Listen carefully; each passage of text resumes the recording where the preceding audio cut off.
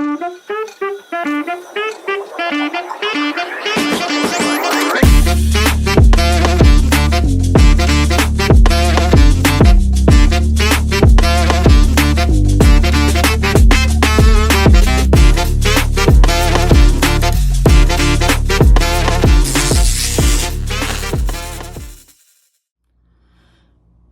everybody, welcome back to MebPOD.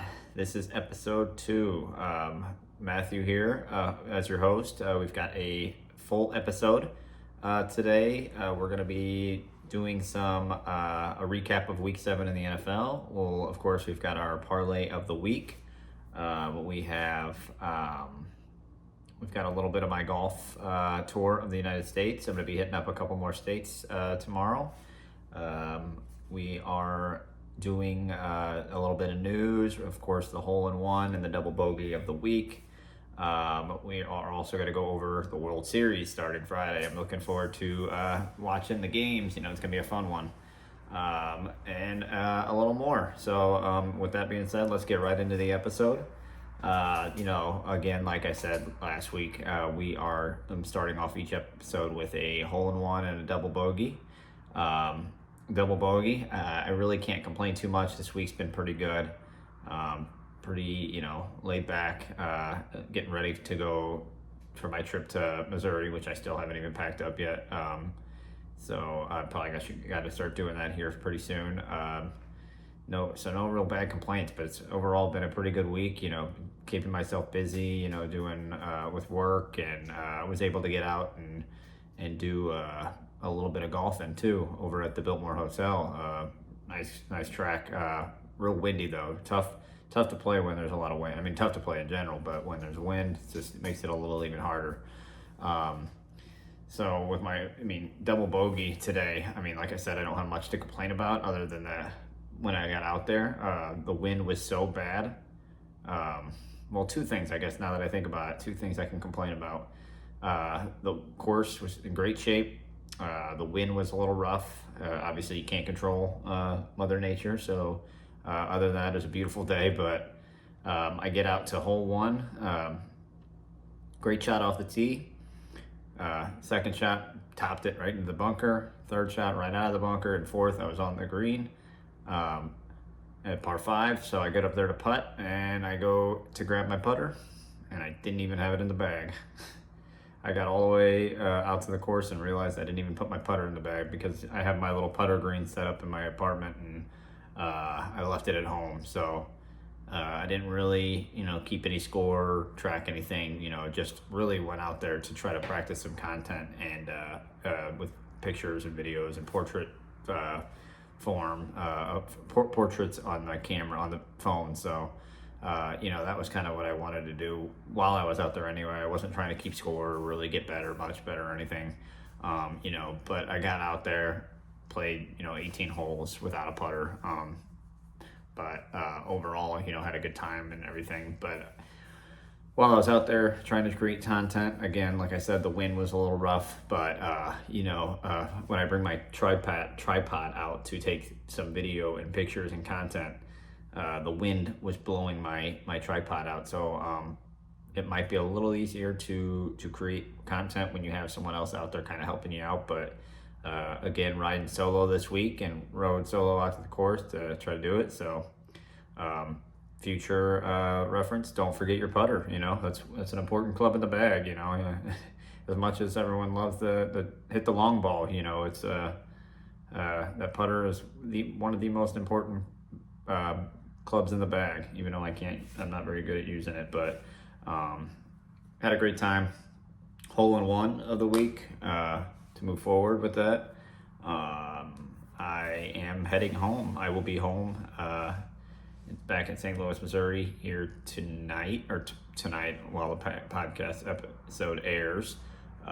So I'll be with family and be able to go out and play a couple rounds of golf while I'm out there. My birthday was yesterday, so celebrating the birthday with the family and meeting the nephew, of course, so overall, it's going to be happy to be back, take a break from work for a little bit. While I'm up there, I'll be golfing with some buddies, hopefully, and we'll be able to shoot some better content for the course I'll be playing in Missouri. and Illinois. I'm not really 100% sure on where I'm going to be playing at in Missouri, but hopefully pending weather, I get some good weather to play in, and some hopefully I can shoot well. We'll see though, that's kind of what I'm looking forward to in this following week, and I will be posting all the golf content on my golf Instagram page at MEB Golf. So looking forward to kind of putting that up there and continue to work on my editing, my audio and video with this podcast too. So hopefully it can turn out a little better. Because at least I've got an introduction now. Hopefully you fans or followers, listeners that are following me on YouTube are able to see the new introduction. I know I posted it on social medias, Instagram and Facebook, or all of that, but I'm excited to at least put it in my podcast or my vlog for that matter. I'm going to be, at least this week, starting the reviews on the courses, clubhouses, the apparel, the like the food, the clubhouse food, all that. So I know I've played at the two courses I've played at tomorrow and Wednesday and Friday, but I never really got too deep into it because I didn't really do what I'm doing now with it. So looking forward to changing it up and making something new of this whole thing. So with that being said, those were my kind of hole-in-one and my double bogeys of the week. Not much to complain about, which is always a good thing. I'm here today and I'm happy to be here and moving forward with this podcast. With that being said, we've got, like I said, a packed podcast today. A lot going on in the world.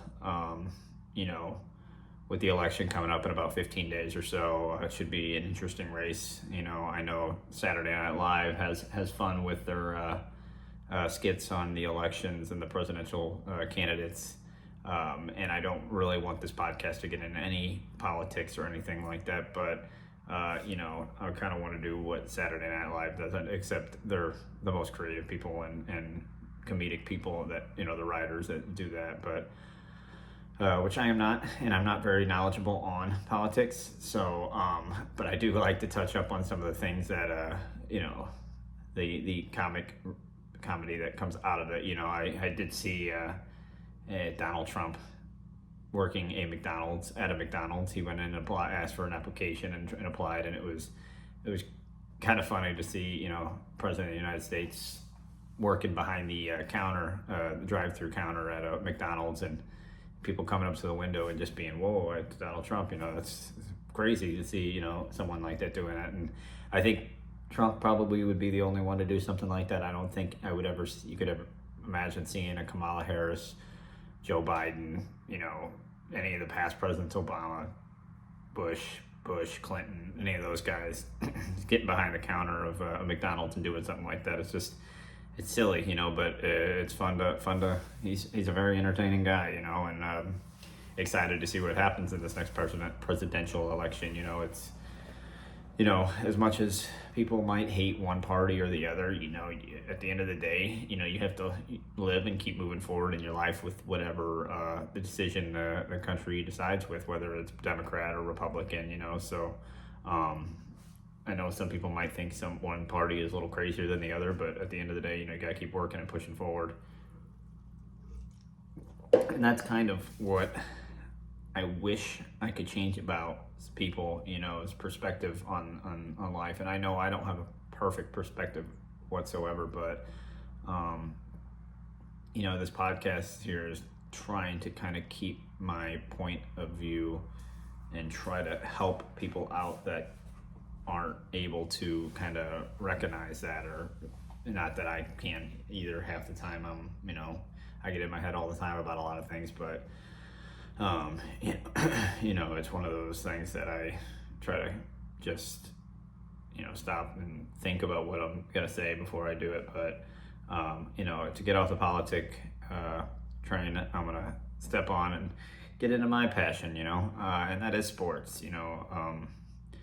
Sports, it's just first I'm going to start off just because it's the World Series is coming up on Friday the 25th.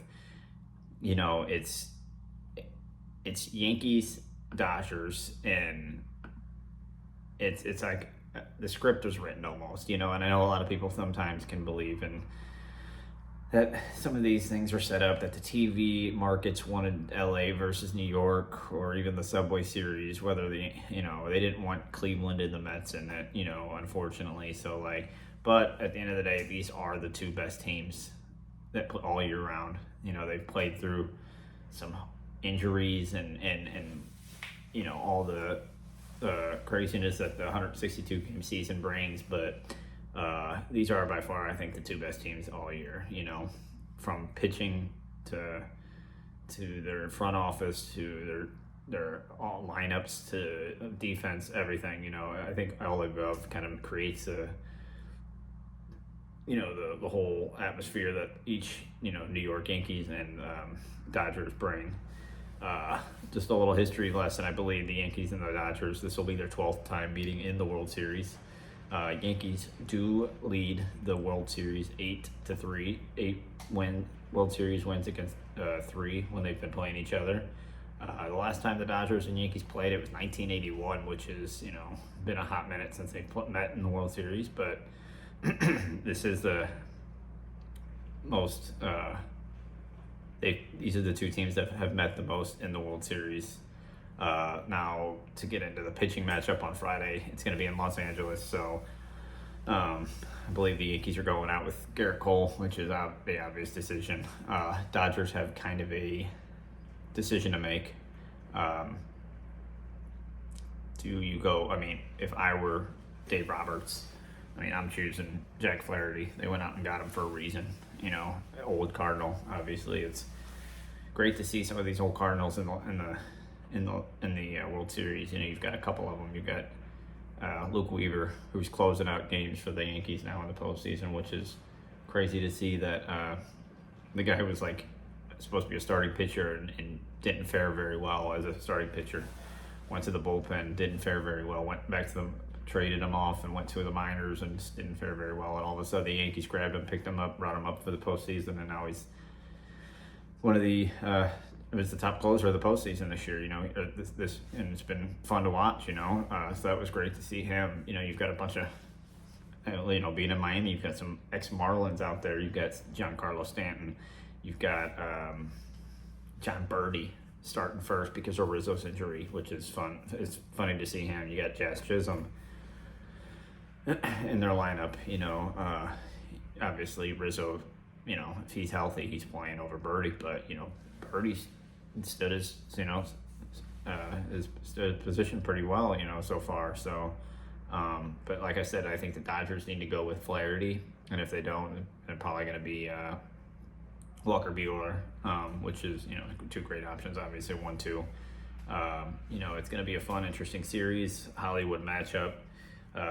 You do have Dave Roberts, who is actually he went to UCLA, and Aaron Boone, manager for the Yankees, went to USC, so you kind of got a little Southern California rivalry going on there, which is kind of a little fun fact. If your Yankees lineup, you've got power from top to bottom. You've got Gleyber Torres, Juan Soto, Aaron Judge, Jazz Chisholm, Giancarlo Stanton, Anthony Rizzo, Anthony Volpe. You got Austin Wells catching, and then Alex Verdugo. Crossing the rivalry from Boston to Yankees. New York, which is odd to see him in a Yankee uniform, but they're playing well, and he keeps doing his thing. He'll be in that lineup. Dodgers lineup. You've got Ohtani, which is probably one of the most incredible players to ever play in Major League Baseball. I know they compare him to a Babe Ruth, but I think obviously didn't get to see Babe Ruth play, and I know he's one of the best to ever play the game, but Babe Ruth has not done what Shohei Ohtani has done. 50-50 season, 50 stolen bases, 50 home runs. Every time he gets up to the plate, it's just nonstop. Like you're on the edge of the seat watching it because you don't know what he's going to do next. Then you got another MVP and Mookie Betts following him up. You know, you got Teoscar Hernandez tearing it up in the playoffs for them, coming from Toronto, which is, you know, and you got Freddie Freeman. Hopefully he's able to play. Hopefully he's not injured, but, you know, Freddie Freeman's such a standout guy that he will tell Dave Roberts, hey, I'm hurt, don't play me, you know. So, I mean, if they need to play someone in his position, they'll be, you know, someone will step up.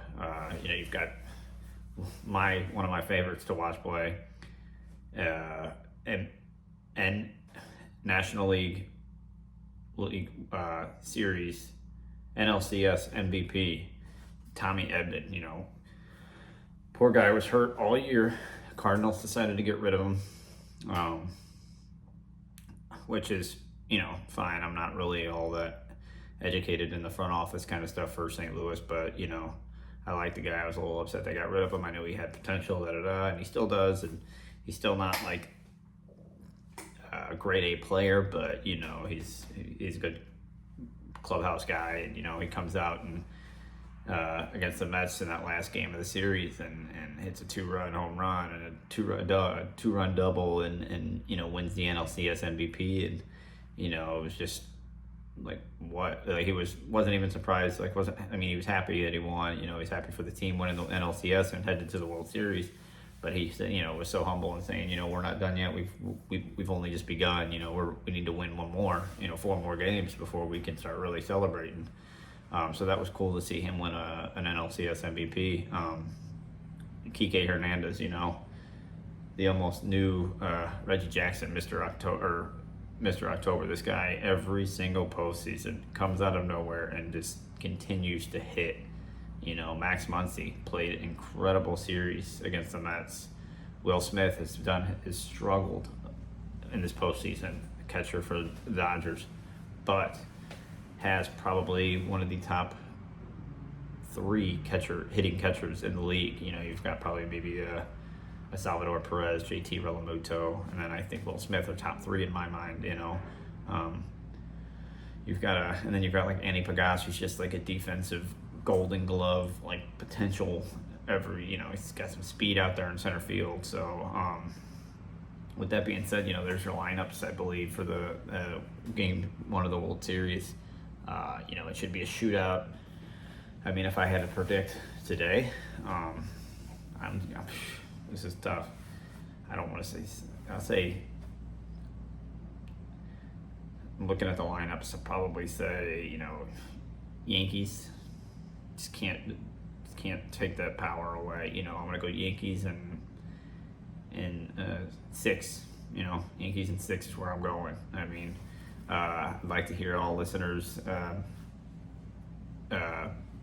predictions. So shoot me a DM with who you think's going to win, and you know, I'd like to chat it up because this is going to be, you know, one storybook series. I think just a lot of power, you know, a lot of runs. You know, I know the pitchers, you know, are great, but, you know, these guys are some of the best hitters in baseball, and I think we're going to get a lot of runs scored in here. And then, you know, the speed that Los Angeles has, I think that'll be a little tough on that Yankees pitching. So, you know, this might even go 7. So, I mean, it's going to be a fun little matchup. Excited to looking forward to Friday to watch Game 1. So that'll be a fun series to watch. Like I said, listeners, if you're tuning in, shoot me a direct message on your predictions and let me know what you think. And I did also read somewhere that the cheapest tickets for the on second resale sites like StubHub and all that kind of stuff, I think the cheapest tickets you could find for Game 1 is $1,300, which LA can't go wrong with LA and New York. Those are 2 of the most historic franchises, met the most times in the World Series. So if you want to go, you're going to be spending a few dollars to be able to extend a game. But yeah, I mean, so that's my little baseball take today. You know, we'll get into the NBA because that will be starting tonight. I know we've got the season opener is today. We got Celtics Knicks, I think, headed into Boston. I think it's their banner night for the Celtics. I'm happy to see Jason Tatum pull one finally through representing St. Louis. It was really neat to see last year. As a Heat fan, because I live in Miami, I adopted the Heat as my team. I really, but it was really cool to see the Celtics rival, or Celtics win their championship for Tatum.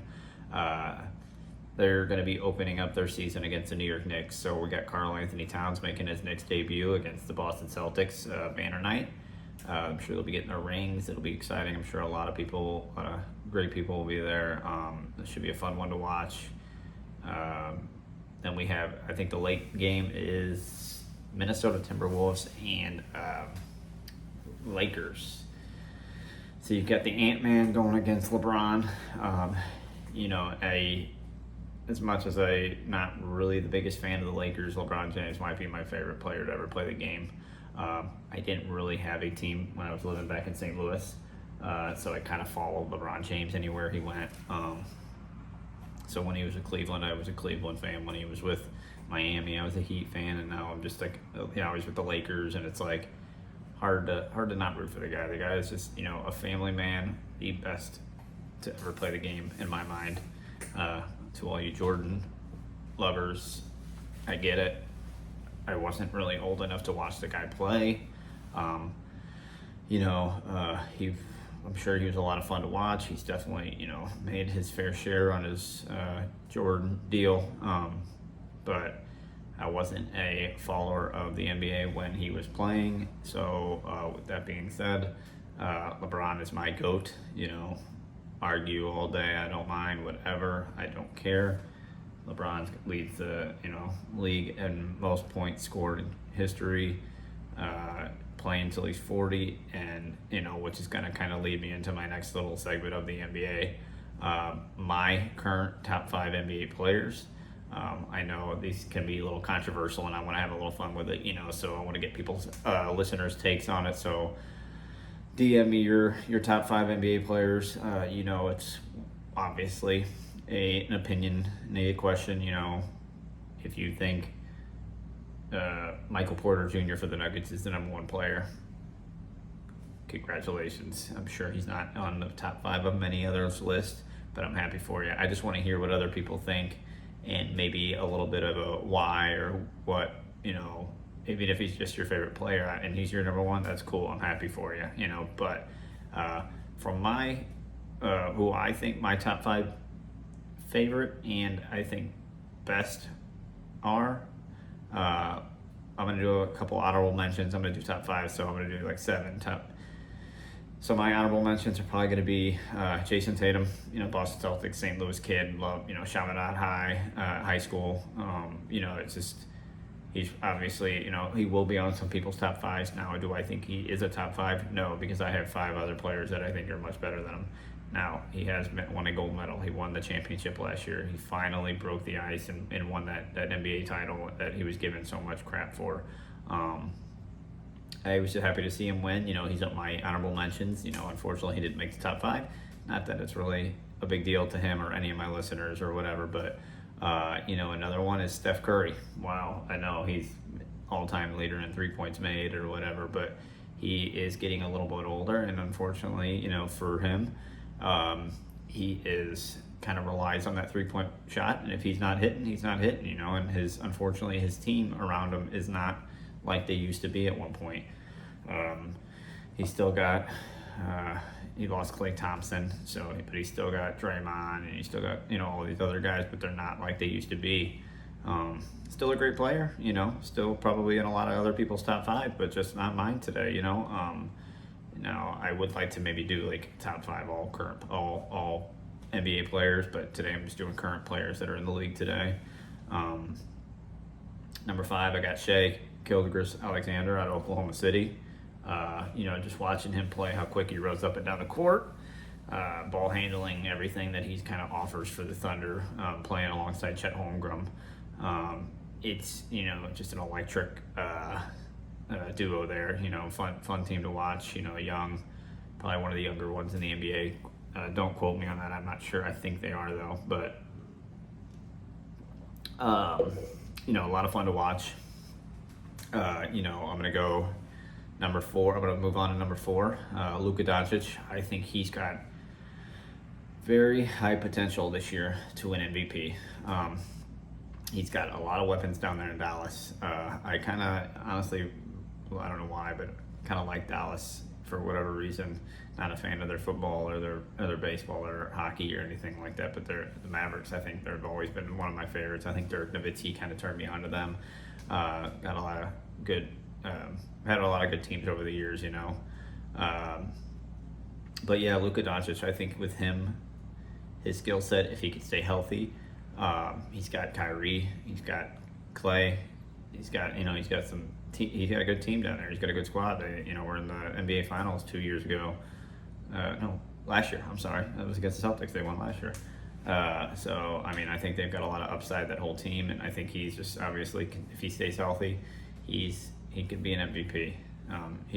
He's got a better shot at MVP than my actually number 2 or. But to move on to number 3, we've got Nikola Jokic, the Joker. So the Joker, it's the guy he's just a comedian to me. He obviously makes millions of dollars playing basketball.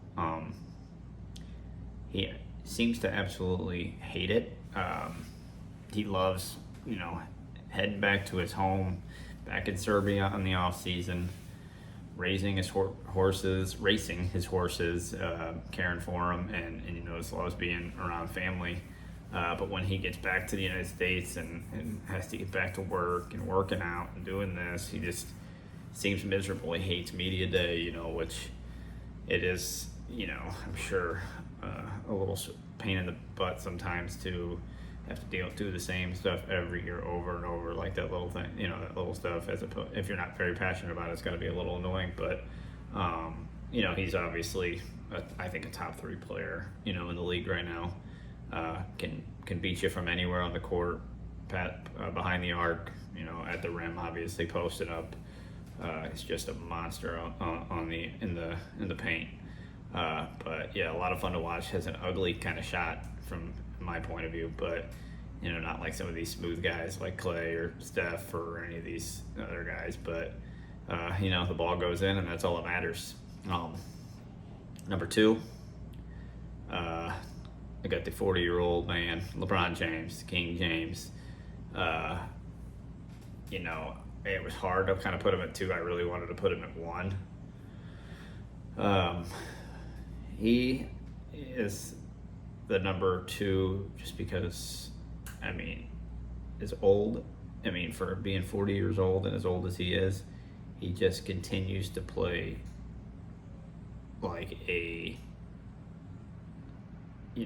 23-year-old kid, but with the size, he's one of the best to ever play the game, obviously, but he's just can beat you in all directions. He's one of the best passers in the league. He obviously has slowed down a little bit just because he is 40, but not like most 40-year-olds. He's still a man among some of these children that play the game. He runs through people, dunks and alley-oops, and has fun with the game and has fun with the media. And like I said, he's just a family man. He loves his kids. He's gone through a lot. He's almost he almost lost his son Bronny. I know his son Bronny is not what he was hyped up to be. I know he's kind of put his son out there like he wants to play with him, but I hope to see Bronny succeed too. But I just don't think he's gonna be playing in the league for very long, just because he's not that good. I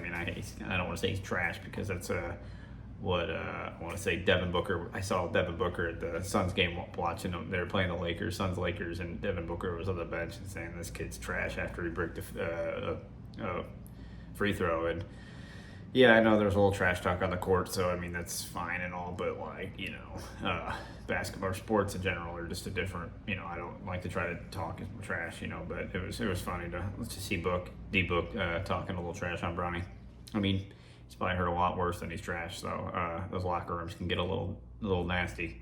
But with that being said, my number 1 overall pick, a young guy, but I think this kid will win multiple MVPs.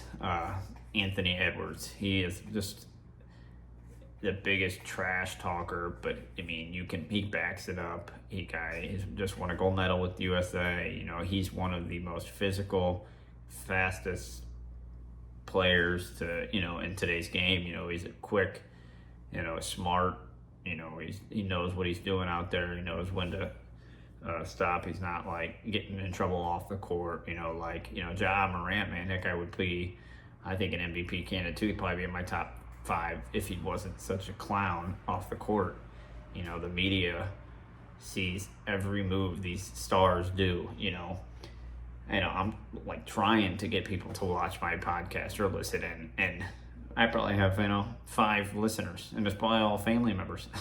This guy literally goes to the bathroom, and they've got the whole media behind him, but he somehow comes out with posting, Instagram posts with guns on him and stuff. It's like, what in the right mind are you doing? You are especially in a city like Memphis, where it's not, you're an NBA player, and you're one of the best NBA players in the game.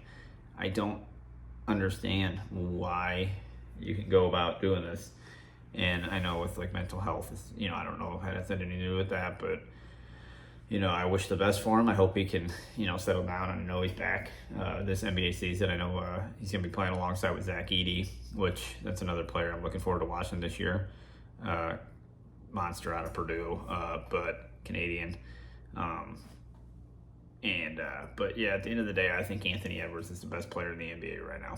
Yeah, like I said, quickest, fastest, strongest. He's young still, so he's I don't even know, 24 years old maybe.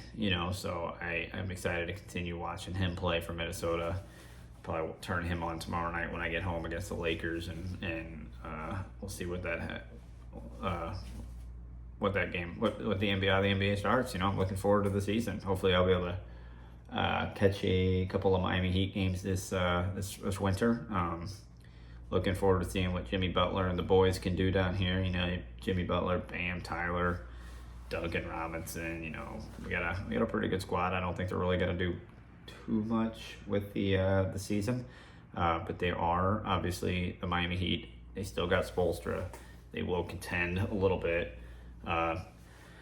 Maybe they'll be able to get some guys off the trading block, and we've got I don't know why I'm drawing a blank, but the kid from Charlotte, the Hornets, Rozier, scary Terry. Hopefully he's able to produce some offense and defense for the Heat this year. So looking forward to seeing what the the boys do up in Miami. Now we'll get into a little Week 7 recap of the NFL. Chiefs still 6-0, still undefeated. So Miami Dolphins fans probably shaking a little bit. They want to be that only undefeated team in history. Chiefs keep winning. Just beat the repeat of the World Super Bowl this past week against the 49ers.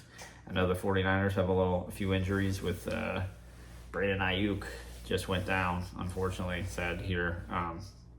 Very exciting receiver for the 49ers. I believe he tore his ACL out for the year. I know Deebo Samuel's a little banged up. I think he was hospitalized, if I'm not wrong. Don't quote me on that. He's got a little bit of Christian McCaffrey still out, unfortunately. I know the Chiefs are a little banged up too. I know Kareem Hunt, though, man, that guy came back to Kansas City and it's just torn it up. So it's always fun to see my Chiefs keep winning, So Travis Kelce hasn't done much all year. We have, I want to say Juju's hurt now. I didn't get to catch the game, but Patrick Mahomes, I think he had a 33-yard run, and then ended up truck sticking someone in the end zone to score a touchdown, which was great to see him happy and healthy, So Chiefs 6-0, keep up the good work. Broncos, I know on Thursday night, tore up the Saints. The Saints just aren't the same as they were at the beginning of the season. We have who do we have games? Bengals and Browns. Bengals beat up on the Browns, but I know that it is Deshaun Watson kind of signed this deal with the Browns, and it probably wasn't the smartest thing on the Browns' behalf, but he did go down this week. He got hurt. I think he tore his broke his ankle or something. And, it's sad to see Browns fans, after he got carted off the field, were chanting, I'm paraphrasing on it, but they were chanting, "You deserve it." And I don't care. I know he's had his problems on and off the field. Whatever he's done, they're still kind of handling it. But it was sad to see the fans be chanting, "You can't," or "You deserve it." I don't think anyone deserves to be, broken ankles, torn ACLs, anytime anyone gets hurt.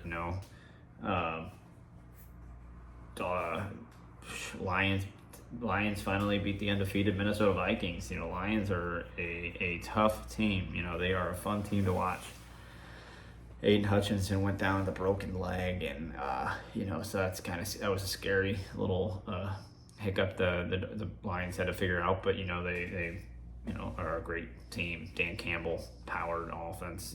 Just Jared Goff is a completely different quarterback than he was when he was with Los Angeles, and I'm excited to see him succeed. I'm kind of honestly rooting for a Chiefs-Lions Super Bowl. That's my prediction at the moment. Well, I'm gonna have to stick with it, aren't it? So, Lions-Chiefs Super Bowl this year is my prediction.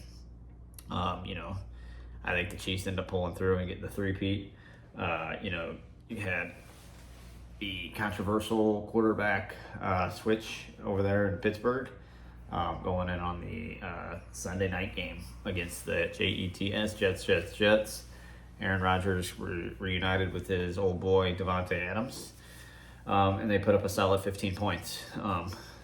But the Steelers put in Russell Wilson and took out Justin Fields, which is a little controversial, but it looks like it worked out. Russell looked great. I think he threw over 200-something yards, had a couple touchdown passes. Scored 37 points, so the Steelers ended up pulling through 37-15, which was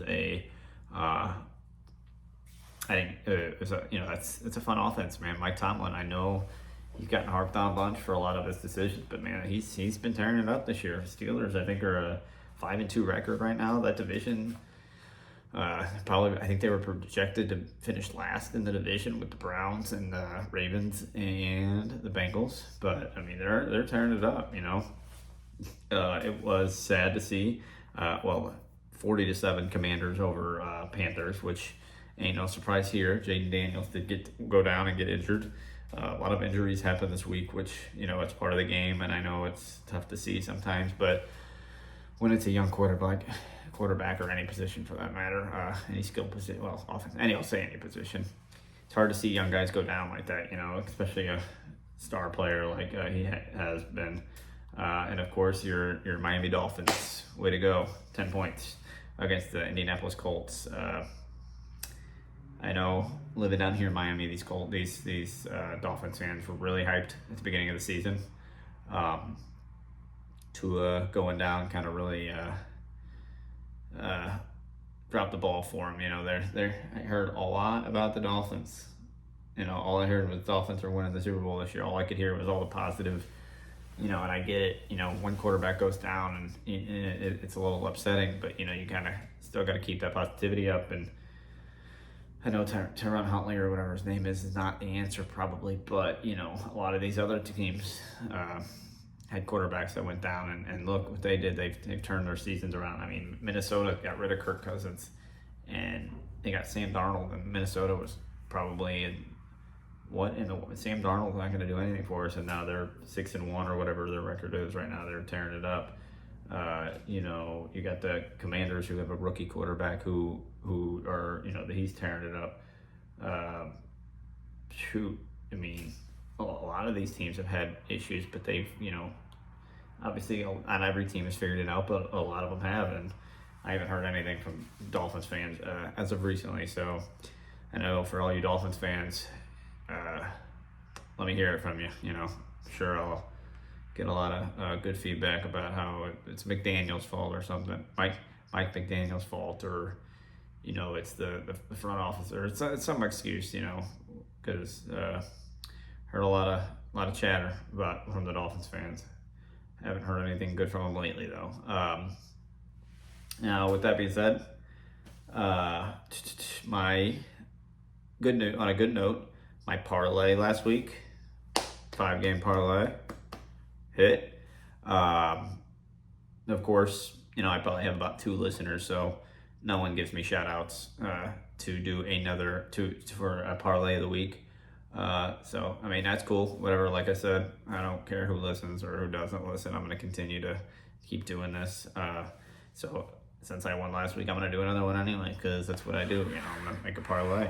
I'm going to do actually I'm going to do another 5-gamer since I hit it last week. I am going to take with the NBA starting, I'm going to do what was I going to do? I'll do Celtics win. I'll do a little basketball and baseball and football. I'll do Celtics win, Timberwolves win, Yankees win. What did I say? Justin Timberlake.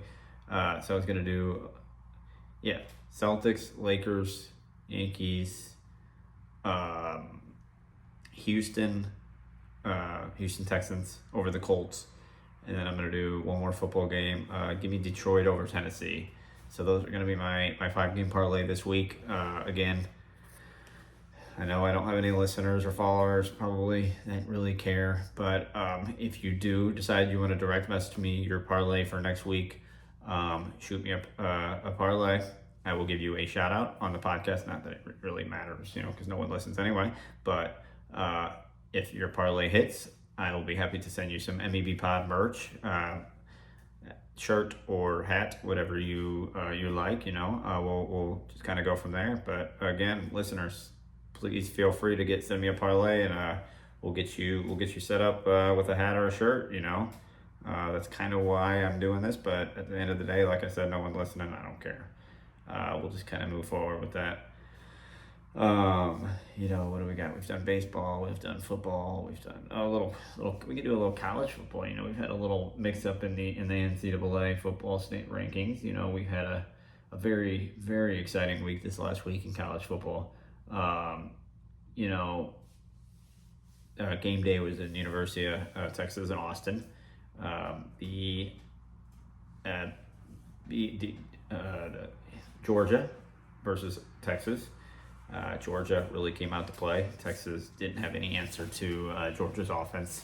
It was just an absolute blowout. It was a little wild to see such a blowout with Texas being number 1. And I know Georgia's got a power program, but at the same time, you can't kind of get out there and throw up a goose egg. They took out I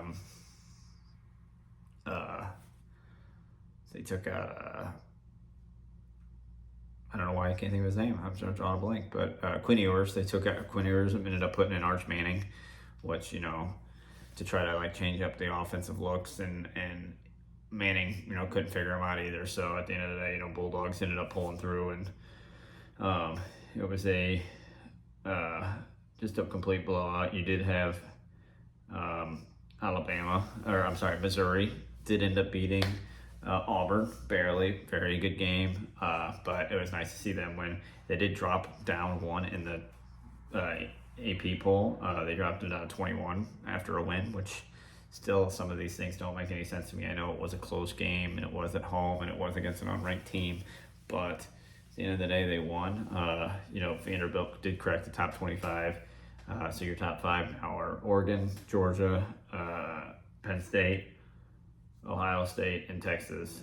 Miami couldn't crack it, even though they're 7-0. Now they are the only team 7-0 in the top 5, or 6, I guess. But University of Miami, they've got a great quarterback and Cam Ward, and some good receiving with Hunter Restrepo, but if they really want to win and get close to a national championship and go against teams like this Georgia, like Alabama or Texas or any of these SEC schools, I just don't think they can handle it, because offense is great, don't get me wrong, but they have no defense, and I don't think they've gone against the defense like in Alabama or Georgia. They played Louisville, which is a great top 25 team maybe, but I want to see that Cam Ward. I want to see Heisman front runner right now go against Georgia defense or an Alabama defense. Until that, I think they're a great team. I just don't think they can compare themselves to an SEC school yet. But as much as Missouri, they're definitely a little. It's fun to see them win. I'm not saying they're going to be doing much, but the only chance for them to, I think, make a playoff spot, obviously being a Missouri fan, is to win out, which it'll be kind of. I don't say win out, but they'll have to at least beat Alabama. They got Alabama this week, which is going to be a tough one, and I know Alabama's what they're top. They're 15 now, so I don't even know if a win in Alabama would do them all that much work, but they go undefeated for the rest of the year. They're in that top 25 or that playoff bracket. So Oregon beating Ohio State was fun to see that Ohio State lose for whatever reason. I'm just not a big Ohio State fan. Excited to see that Oregon won. Looking forward to next week, Alabama, Missouri. Notre Dame keeps winning. It's always good to see Notre Dame play like a champion today. That's why I have the little sign, and right as I leave the door, I always smack the play like a champion today, because I try to stay positive every day and try to keep moving. So I will move on from college football and sports in general. So that being said, I did watch a movie a couple of days ago. I found it very interesting. I watched the first one a couple of years ago. I don't know, whenever it came out, the Inside Out movie. I did watch the second one yesterday. It came out on Disney Plus, and I know I'm a 32-year or 35-year-old man, but those movies. I thought the movie was really nice to see. It's funny because they go in really deep into like some of the things, the feelings or whatever. You had joy, sadness, anger, whatever. But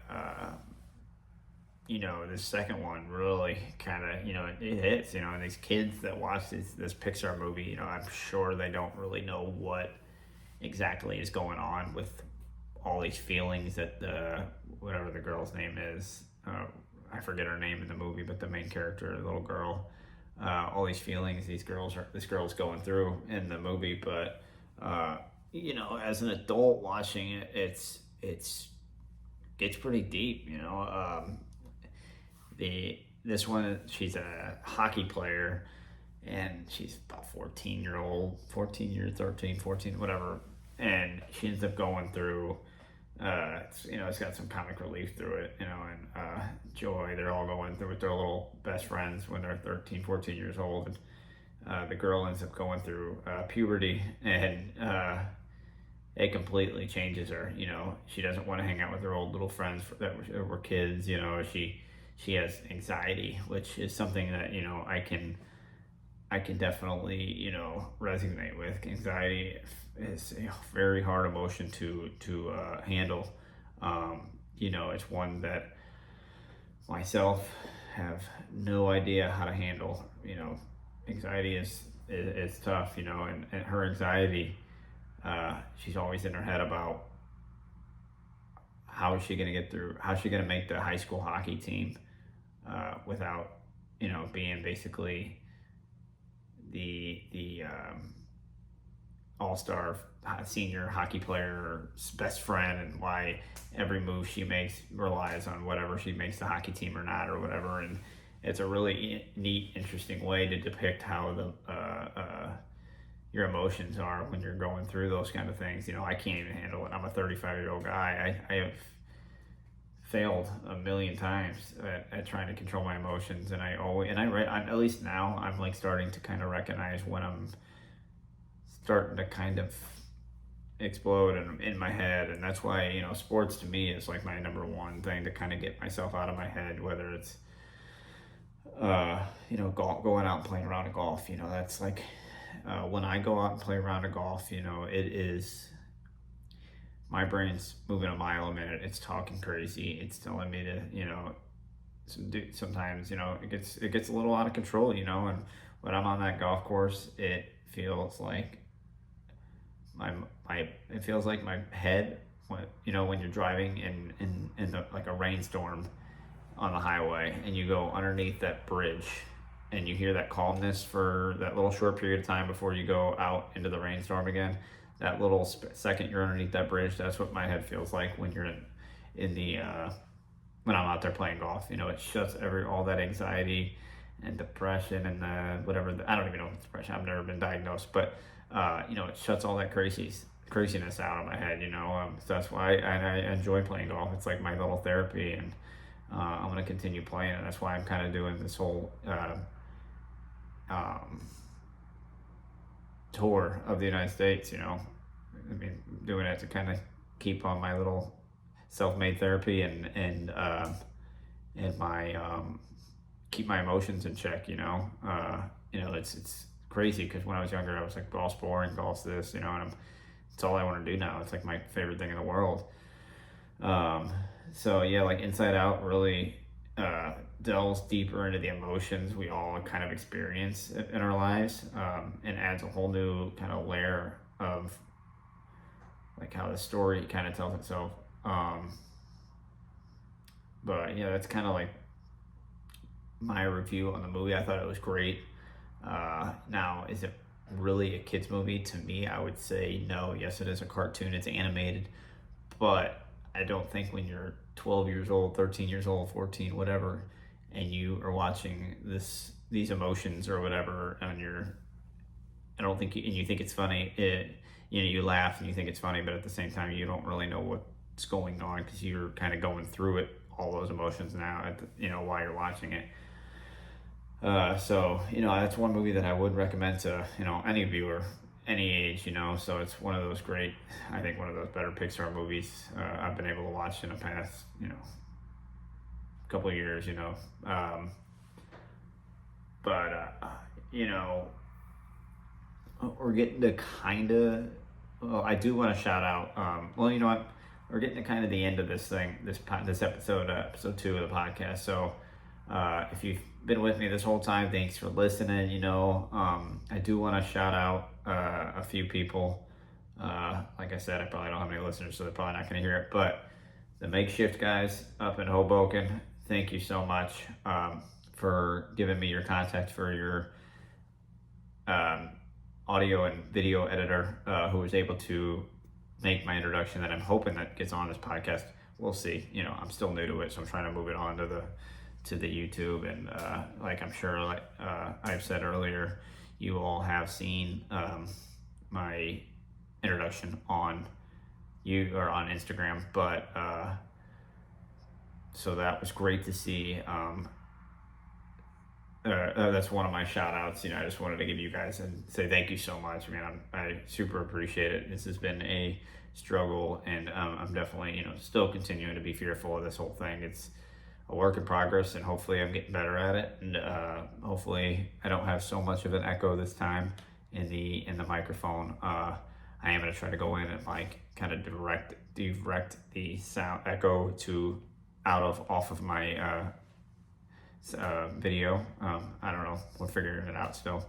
If there's an echo, well, I'll try again next week. I'm excited to take off. I'll be on a plane by the time this gets released. I heard, and I want to try to always end with like a quote or some type of I don't know, motivation or whatever. But I heard something the other day, and it says, not that I go out anymore, but it is nice to see people who I heard someone, I was watching a TV show or something. I heard someone say, "Hey, you want to go out and get drinks?" And the guy said, "No, man, I'm sober." And the guy responded like, "Oh man, come on, man, just come out for one drink." And the guy goes, "No." What did he say? He said, "I don't like going out anymore because going out is like borrowing happiness from tomorrow." I heard that and it kind of really resonated with me, because I can wake up tomorrow morning, um, and kind of do whatever the heck I want. When I did used to go out, it wasn't like that. It was like I kind of brought in, like I just brought into the emotions of and inside out too. All those emotions, kind of not the good one, not any good emotions. No happy, no joy, none of the good emotions came out of it. It's all that anxiety and panic and stress and all those emotions kind of came out the following morning. So I would cope with it with more of that anxiety and cause the anxiety reasons. I would go out again and again and again, and it was kind of just a terrible way to continue with life. So now I'm able to like get up and go to work and go to play golf and be able to fly home to see my new nephew and see my parents and celebrate a birthday. And it is a tough thing to do, but it's definitely worth, because I know the other day I said something to someone about like I said last episode, that Abe Lincoln said, "It's not the years in life, it's the life in the years." uh, you know it's the life in the years, man. If I could just live my life, each and every day with trying to be as happy as I can, as opposed to sitting there having to worry about who is listening to my podcast, or who liked one of my photos on Instagram, or who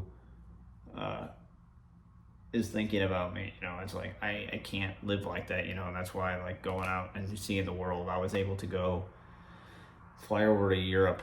I was able to catch a Manchester United game in London. I was able to go see the castles in the Alps of King Ludwig II. I was able to go to Paris and see the Louvre and the Eiffel Tower and do all the Paris touristy things, and then go to Rome and the Colosseum and eat for weeks, I guess 5 days, however long I was there. But I was able to go do those things because I'm able to not borrow time from tomorrow. Borrow happiness from tomorrow and have to go out anymore. It's a way of saving money for one. I know traveling can be a bit expensive sometimes, but if you look at the right deal and work hard and continue to move forward in life, positive things will come. Obviously life isn't about trying to live your dreams into materialistic things, but it is fun to have sometimes. Like, I wouldn't have these little tools I have to operate a podcast today if it wasn't for it. And I know a lot of this probably isn't making sense to a lot of people, but if anyone is out there struggling and in need of some help, or have any questions, or want to enjoy life like I am today, and be able to join me on the podcast, or head out to the golf course with me and play, or wants to get out of their head for a couple hours on the links and shoot around, hit me up and direct message me. It's one of the greatest things in life is to be able to wake up happy. And am I happy every day of the week? Absolutely not. Far from it. I got a lot of things in my life I'd like to change, but can't change. It doesn't happen overnight. And if I keep working at it, everything will kind of end up the way I'd like to. And if it isn't, so be it. I'm going to continue moving forward and being happy. Like, this podcast is not where I want it to be at today. I want it to be perfect. I want it to be the #1 podcast on Apple Podcast, but I'm a long way from it. And even if I don't get there, you know what? I tried, and that's all that matters to me.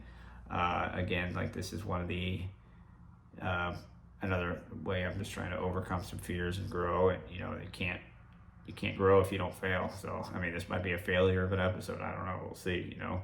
It was kind of cool to be able to go on Apple Podcasts and see kind of where your listeners are hearing from. You know, I've got, like I said, I can't really tell who's listening or what or where, but it's kind of neat to see all the analytics of it, you know, behind it. But again, direct message me with your top 5 NBA players. Direct message me with your parlay if you're listening. Direct message me with your World Series predictions. And then again, like I said last episode, if I don't want to speak for an hour every episode, I do want to have a little back and forth, give and take. If anyone would like to be a guest on the episode of MebPOD, or if anyone would like to even be behind the camera to be able to help assist with kind of some editing and audio and video, that would be fantastic. I was able to make it to an hour this time, which is I'm pretty proud. I kind of just rambled it towards the end, but you know, whatever. You know, this has been a fun experience. So with that being said, you know, no fear. Let's get to it. Off to St. Louis tomorrow. I'm out.